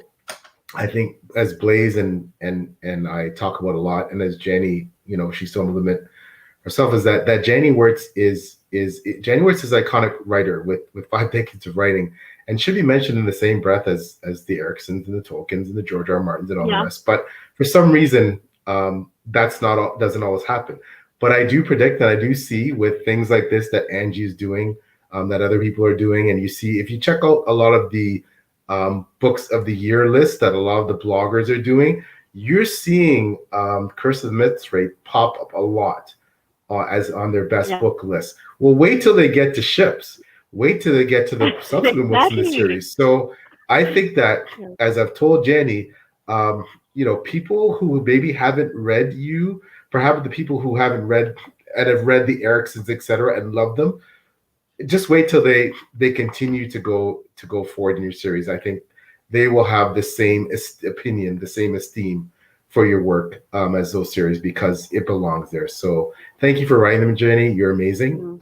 Finally, to Angie, Angie, you are such a warm, wonderful, brilliantly intelligent person that you talk about under the radar. You are an under the radar booktuber that, and I know your channel is growing, and I know that, more and more people are going to be taking note of how amazing you are. But, you need to be recognized more as being someone who, should be mentioned along with a lot of the great booktubers that are now putting out such amazing content. So thank you for inviting me. I'm humbled that you'd include me in this. So thank you so much. You're amazing. And yeah, that's what I wanted to say. So I just wanted to thank everyone here for having me and championing this series like I have been for the past 2 years. And right, Paul, you said that a lot of bloggers and booktubers are putting Curse and Ships of the Merior in their like top 10 books of the year. All I can say is the wave is coming, and wait till you get to Peril's Gate. Then we can have a big conversation about that. I'm keeping my mouth shut. Don't worry, Janny. We'll go into any of that. Just one more aspect that quickly that we can talk about before we wrap up. We saw a little bit in Curse and a little bit more in Ships, going over the Fellowship, and kind of like hints of like how the magic and the spells work. It's not a hard magic system. It's meant to be very loose, very like you need to use your imagination. But as you can see, what Janny was saying with the spell for Sethfir, especially Sethfir, upon rereading, he's come to be like one of my favorite characters. It's a lot of science also into how all this flows. And just to give you guys a little bit of a tease, Warhost, the first chapter, I just love it. It's probably one of the best first chapter of all the books in this series. So something very good to look forward to. There's so much more behind the scenes playing that obviously you're not going to know, and I still don't know to some extent. Even reading the whole series, the depths to it, I'm still finding that out. But I can't wait for the next discussion on this, and this is just going to be a fantastic read-along series. And I want to say so much, but I know I can't. So we'll get there. I want to add that it's not just Curse and Ships, but also To Ride Hell's Chasm. That is also getting into a lot of top 10, top 25 books in booktubers and book bloggers list. I do see that Janny's work is getting noticed now, and thanks to YouTube and the internet era, that you're able to spread the word quickly and fast and to a larger audience. So that's the that's really great, and I'm really happy about that. Nico's book reviews. Nico has joined us. Thank you, Nico. I'm super late, but I love Ships of Merior so much. Can't wait to continue. Same here. A lot of it there. And I read the combined Ships of Merior, so can confirm Warhorse is fantastic. I second that. Last 200 pages, I couldn't put it down. Okay. So I'm going I to start second that. Warhorse tomorrow, maybe. Please do. Please Yeah. do. I want to say before we shut down, I have to hand it to Blaise, because Blaise reviews books that hardly anyone has heard of. Mhm. And you don't get the most subscribers, you don't get the most responders, you don't get the biggest fanfare for doing that job, but you're really doing an important job. You're pulling the diamonds out of the past that just got overlooked because they didn't get ad budget, or luck wasn't with it, or they went out of print too fast, or they're whatever the reason. So I want to say that you're one of the most unsung heroes. Here, And here. Angie, Thank you I very have much. to hand it to all my international readers. Every time I see one of you people come forward with these books, it chokes me up, because English speaking readers are so spoiled, they complain. But you guys who English is not your first language, and you go through these books where I pulled no punches, I used the word that had to be used, the correct, precise word. I did not file off the edges here. Mhm. I stretched everything to the max, and you had the courage and the persistence and the unprejudiced thinking to come to a book written by an American, with all the prejudice that implies, and see what I was really trying to do. So I have to say that these books bring the best people together. And I'm honored to know every single one of you. I have never met a person that finished this series that I didn't love, because your ability to see empathy, your ability to see from another point of view that is not your own, your ability to listen and look and actually see what's being said, the world needs more of it. So I raise my glass to every one of you. These books were written for you. Thank you, Jenny, for writing it. And I want to say one last word is about Arathon. I read it in one of the reviews. I think it was in Goodreads or Reddit. I don't know, but somebody compared Arathon to Batman from the Dark Knight series, where there is this saying that Batman is the hero that we all deserve, but we are not ready for him. Something along that line, and that's what that reader felt about Arathon. And when I read that, I also felt that, and I'm even now very emotional when I think about Arathon, and I just cannot wait to see what happens to him. I hope it doesn't end in tragedy, but because I'm so invested in him and his well-being and him coming out as the winner. But yeah, that's the final thing I wanted to say about Arathon. So, those were our final words. Anything else? When are you starting the next? Which book are you due next, PL, in the series? Yeah, so I am now on the next book I'll be reading is Grand Conspiracy. So that's Uh-huh. technically book 5 if you split ships Mm-hmm. and Warhorse. So I'm planning now, and I've said this at the beginning of the broadcast for those of you. I'm planning to buy all the rest of Jenny's books together. Just Amazon, just click, because obviously I know I'm going to read the whole series. Jenny's been kind enough to start sending me some of the shorts, so I need to put the whole package together, the entirety of the Words Light Shadow universe, and read them in the right order, and so I can properly absorb the entire thing. So yes, Grand Conspiracy is Mm. next. I can't wait. Hopefully by the end of the month, beginning of February. And yeah, I am continue blown away. I don't know what I'm in for next, but I'm ready for it. So Yeah. I quickly want to mention, a huge thank you to Janny, because I got a surprise from her. She sent me Curse of the Misfit because I couldn't find an affordable paperback copy. Passingly, I mentioned it in one of our conversations, I think, our previous conversation in Curse. So I was so happy, and she kindly sent a note on which to read and which order to read and all that, the entire roadmap. So, and also for the Christmas card, I don't get mails as like, posts these days. Nobody writes the letters anymore, I think. And I was so happy when I received it via mail. And I really, really, really thank you for doing that. And my husband was so impressed and like, okay, people do that now. I said, yes, that is Janny for you. I was like, okay.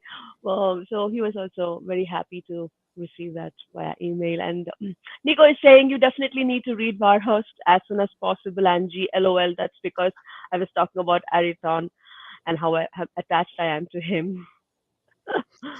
I should mention that people have reported there has been difficulty finding certain volumes in the series over and over. I'm seeing that resellers are marking them up horrendously. All of my editors were out on holiday. They don't respond to mail during holidays. I just heard yesterday, yes, some of the volumes in this series are undergoing reprint. That is Blaise's fault for getting people interested. They weren't ready for this. It's being fixed. It's being remedied. If you can't find the books, or if you go into Amazon and you don't see the Kindle edition, search for the title and put Kindle after the title. It will come up. They're correcting those listings. This happens with Amazon periodically. I don't know why we're getting this run of bad luck with this series right at this moment. It seems to happen every time a lot of interest focuses on them, but it is being remedied.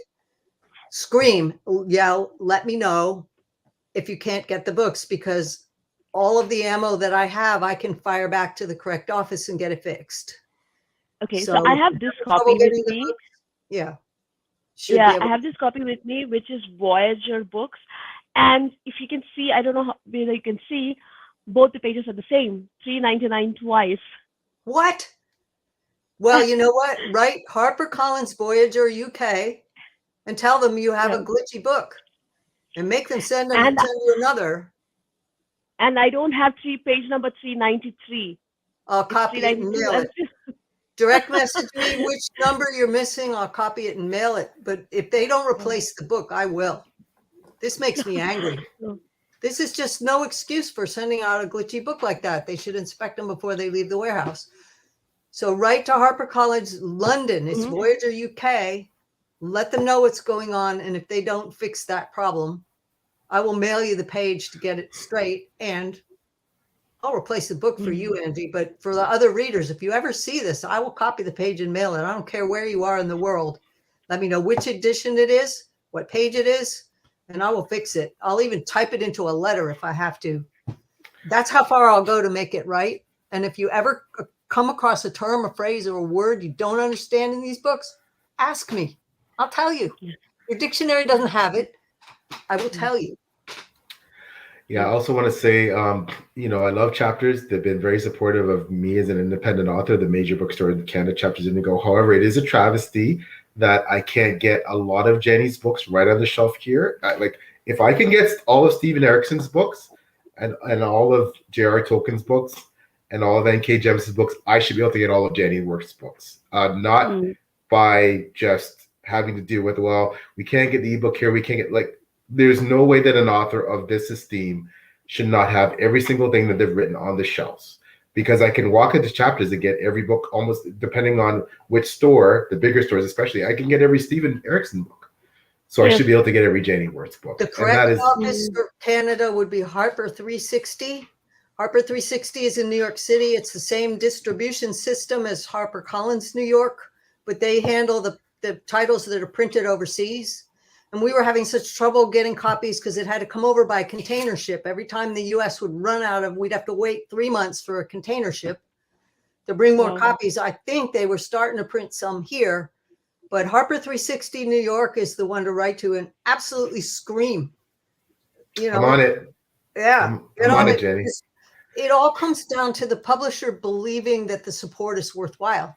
If they don't think they're going to gain anything by putting those books on the shelves and risking returns, they don't think there's any demand for the books, they're not going to bother. And the books have been off the shelf since probably 2009, 2010.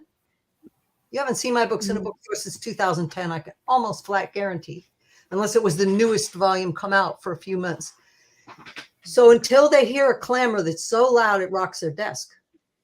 Well, we're gonna make that. I've been fighting this war since Fugitive Prince, when frankly they took all the support off the series. It was like snake bit from the start, because Curse of the Mistwraith was bought by one publisher, and then the editor left and went to another company and bought Ship's Warhost. That was a U.S. editor who printed it both under one cover. And he promised to go back and buy Curse of the Mistwraith back, so they would all be in one house. He got transferred off the desk within a year. It never happened. And the original publisher, which was Penguin, kept reprinting it. It sold over 100,000 copies, but House number 2 never acknowledged that the sales were that high, and House number 1 could have cared less because they didn't own the sequels. So this series was like stretched between two houses. That never happens with a big series. I trusted this editor. He was trustworthy. He was a really big champion for this series. He's the one that bought Master of Whitestorm back. When I bought it back from Ace, he's the one who gave it a second chance and printed it as written. And so, but he couldn't help what he got transferred into Harper Entertainment in under a year. So it's like losing the key people who had the understanding of what this series was supposed to be, getting pulled off the job and sent elsewhere. It's just modern corporate publishing. They only hear one drumbeat, and that is money. And get the book any way you can. I don't care how you get it, buy it used. I don't care. Read the series, but make noise, make noise, make noise, make noise, because we have the time period before that last book gets released. And how that last book does, how many pre-orders there are, how much interest there is going to gear what happens to the series and what happens to me going forward. So if you love these books, they don't need rescuing from the aspect of what I did at my end. I did my job. I fought the war. I gave up a bunch of rights to see those last 5 books put under contract, so you're guaranteed to see the finish. It's up to the readers now. It's up to the readers now, because there's a certain amount that I cannot do as the author. I've been trying since day one, since I lost my original people, to get them to market these books as what they are, not try to just keep selling them to the Empire audience. God bless them. They're wonderful. But these books are something a little bit different. I'm not saying that you won't like them if you were Empire, but if you try them too young, they won't work. I haven't succeeded in that until Blaise came along, until AP came along and began to take notice of what was here. And those two things just happened, and it started what's happening now. But please, for the love of Mike, strike while the iron's hot, because we have a moment in time where this entire ship can be turned around, and this series is the place it deserves. And if it doesn't, I don't care. I'll keep writing. But I do care in that I want the readers who deserve the series to have it, because there aren't enough books that have this kind of depth. I cry to read more of them. Yep. I mean, I am quite optimistic that this series will start getting the traction that it truly deserves now that a lot of read-alongs are coming. I think Philip's channel is also going first. I think currently it's on hold, but they will restart very soon. That's what I've heard. Steve Talks Books channel is going to start one soon as well. There's a bunch going on. Trick is going to start this month or next. So Yep. So and the thing is, for those of you watching who don't know her the way we do, the shame of Janny is that as brilliant and as amazing, incredible, and iconic a writer is, she's even a better person. So she's someone who's very easy to want to do this for, and to want to root for, and to get behind, and to want to scream to the heavens and make sure that we push her work out there to the prominence that it already is prominent, but to get the recognition that it deserves. So it's really easy to do it because, we love Janny because she's so amazing. Like as I said, she's an even better person as you see as a writer. So someone who's easy to champion. So yes, thank you. Sure. The short stories, if you were curious about the satellite shorts, they are only available on my website through the studio shop. They 5 of them came out in various anthologies and print editions that you can probably still track down, but they were never put in under one cover by themselves. So if you're looking for them, that's where you find them. They're in e-formats on my website in the studio Okay. shop. And I will give you a guide if you email me as to what not to read when. Mhm. So if you're worried about that, and if there's any reviewers out there who are serious about this, contact me. Yes. They're great shorts and novellas, I promise you. I have no doubt. Okay, so we have come to the end of our little discussion. I think time flew. I didn't feel like it was 2 hours. And that's because we all love this book so much. I am sure if we given more time, we all would speak for another 1 or 2 hours without feeling guilty. So I want to thank all of you. I want to thank TL, Blaise, Janny, especially for taking the time out, for all of us to explaining the book, to talk about the book and the difficulty of, getting this out, that you all the struggle that you've been through for us to get this and, to entertaining us this way. And all the viewers who have joined us today, I sincerely thank from the bottom of the heart. And if you haven't read this book or are not planning to continue, give it a try once again, because we all three can vouch for it, and it's an amazing read. And if you have done with ships, please join us for the next book, book number 3, Warhost, and we'll. I'm going to start it tomorrow. I don't know where Blaise, are you reading it along with me this month?